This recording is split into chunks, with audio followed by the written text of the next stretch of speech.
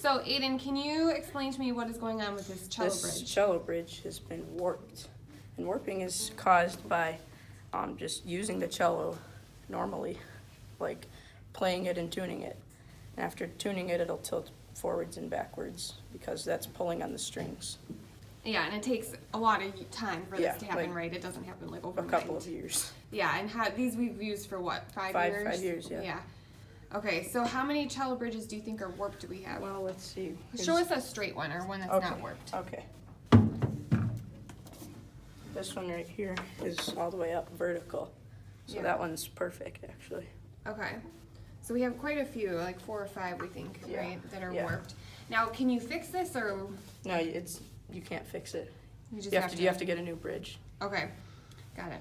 All right, thanks, Aiden. Yep. So, Sophia, can you show me what's going on with this bow? Well, we lost a lot of hair, and this is kind of how all of our bows are. Okay, and why does this happen? I'll show you what one looks like that doesn't. we use these bows That's a 7 good bow. hours a day, so this is normal to happen to us.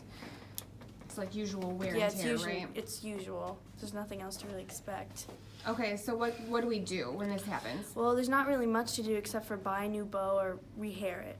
Okay, cool. Thanks. You girls are going to talk to us a little bit about strings and why they break or how we know they're going to break, right? Yeah. Okay. So the reason a string breaks is it happens over usage, and when a string breaks or it's close to breaking, it gets pulled in different directions and starts thinning out in the middle. It also happens at the top up here during the bridge, so it can thin out during the middle when it's getting pulled these different ways. So we can see this one's about to because we can see that it's pulling up here. Yeah. Whereas if you look at a cello maybe that was recently changed, you don't see that nearly as much. Yeah. Okay, so when a string is about to break or it breaks, what do we do?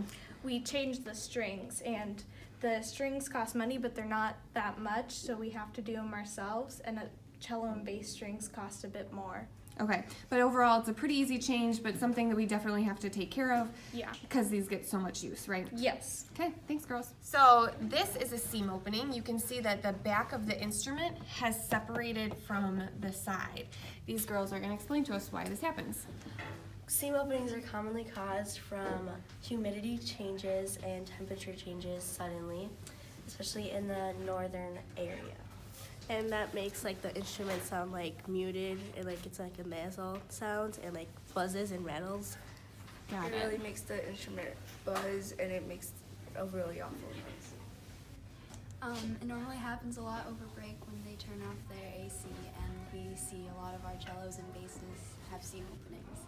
Got it. So can you repair this yourself or? No, you have to go to a professional and they clean out the excess glue that was from before, and then they applied this warm hide glue solution.